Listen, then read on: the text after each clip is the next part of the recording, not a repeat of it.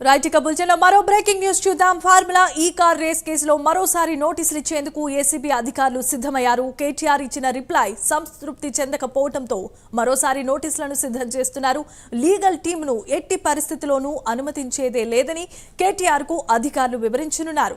మరోసారి legal team లేకుండానే విచారణకు రావాల్సిందిగా నోటీసుల్లో తెలుపనున్నారు. ఇవాళ లీగల్ టీంను అనుమతించకపోవడంతో కేటీఆర్ విచారణకు హాజరు కాకుండానే వెనుదిరిగారు. ఇక ఇదే అంశానికి సంబంధించి మరిన్ని అప్డేట్స్ మా కరెస్పాండెంట్ కుమార్ అందిస్తారు. కుమార్, చెప్పండి. Thank you Jemimah. ఏదైతే ఫార్ములా ఈ కార్ రేస్ కి సంబంధించి ఈ రోజు అంతా కూడా ఒక హైడ్రామా అయితే నెలకొందని చెప్పొచ్చు. ఈ రోజు ఉదయం ఏదైతే ఏసీబీ విచారణకు కేటీఆర్ హాజరైన సమయంలోని తనతో పాటు తన లీగల్ అడ్వైజర్లను కూడా ఏదైతే ఏసీబీ ఆఫీస్ కు తీసుకురావడం జరిగింది. ఈ నేపథ్యంలోనే ఇటు పోలీసులు అటు ఏసీబీ అధికారులు కూడా లీగల్ గా ఉన్న న్యాయవాదులు ఎవరిని కూడా లోపలికి అలాట్మెంట్ చేయమంటూ కూడా కేటీఆర్ చెప్పిన నేపథ్యంలోని కేటీఆర్ కూడా తన వద్దతో తెచ్చుకున్న ఒక లెటర్ ని పోలీసులకు ఇచ్చి తను తిరిగి వెళ్ళిపోవడం జరిగింది. ఈ నేపథ్యంలోనే ఆ లెటర్ కి సంబంధించి ఇటు ఏసీబీ అధికారులు కూడా ఆ లెటర్ మొత్తం పరిశీలించారు. ఈ నేపథ్యంలోనే ఆ లెటర్ కి సంతృప్తి చెందకుండా ముఖ్యంగా కేటీఆర్ కి మరొకసారి నోటీసులు జారీ చేయడానికి అయితే సిద్ధమయ్యారు. ఈసారి ఖచ్చితంగా ఏదైతే లీగల్ అడ్వైజర్ తీసుకోకుండా కేవలం కేటీఆర్ ఒక్కడే ఏదైతే విచారణకు హాజరు కావాలంటూ కూడా ఈసారి మరొకసారి నోటీస్ అయితే జారీ చేయనున్నారు. ముఖ్యంగా ఈ రోజు ఉదయం అంటే ఎప్పుడైతే ఏసీబీ అధికారులు ఎఫ్ఐఆర్ నమోదు చేశారో మొదటిసారిగా కేటీఆర్ కి ఏదైతే ఏసీబీ విచారణకు హాజరు కావాలంటూ కూడా నోటీసులు జారీ చేశారు.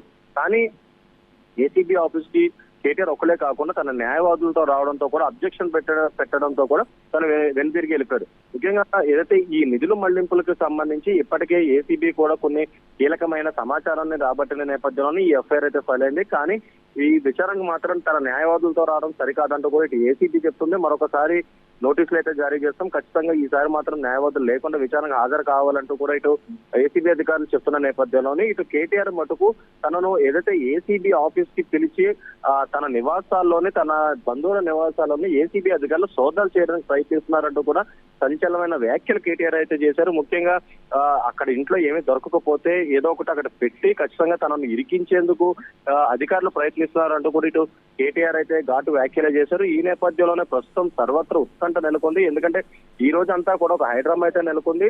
ముఖ్యంగా ఏదైతే ఏసీబీ అధికారులు మరొకసారి ఇప్పుడు నోటీసులు జారీ చేస్తారు. ఒకవేళ ఈసారి కూడా ఈ నోటీసులకు కనుక న్యాయవాదులతో వస్తే మాత్రం కఠిన చర్యలు తప్పంటూ కూడా ఇటు ఏసీబీ అధికారులు కూడా హెచ్చరిస్తున్నారు. ఎందుకంటే హైకోర్టులోని ఇప్పటికే తీర్పు రిజర్వ్ ఉన్న నేపథ్యంలోని కేవలం ఎంక్వైరీకి మాత్రమే కేటీఆర్ ని పిలుస్తున్న నేపథ్యంలోనే ఇటు న్యాయవాదులు రావాల్సిన అవసరం లేదంటూ కూడా ఇటు ఇది ఏసీబీ అధికారులు అయితే చెప్తున్నారు. కానీ మరొక పక్క కేటీఆర్ మాత్రం తనకు రాజ్యాంగం కల్పించిన హక్కు బట్టి ఏదైతే న్యాయవాదులు తనతో పాటు ఉంటారని న్యాయవాదుల మధ్యనే తన విచారణ కొనసాగించాలంటూ కూడా ఇటు కేటీఆర్ పట్టుబడుతున్న అయితే ప్రస్తుతం మనకైతే తెలుస్తుంది. ప్రస్తుతం ఏదైతే న్యాయవాదులు రాకుండా విచారణకు హాజరయ్యే విధంగా ప్రస్తుతం మరొకసారి ఏసీబీ అధికారులు అయితే నోటీస్ అయితే జారీ చేయనున్నారు. Jemimah. Right, thanks for the updates Kumar.